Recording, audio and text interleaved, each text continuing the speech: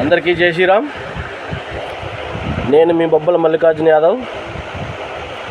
ఈ నెల 21వ తేదీన ఆదివారం రోజు జరగబోయే హనుమాన్ శోభయాత్రకు సంబంధించిన విషయం.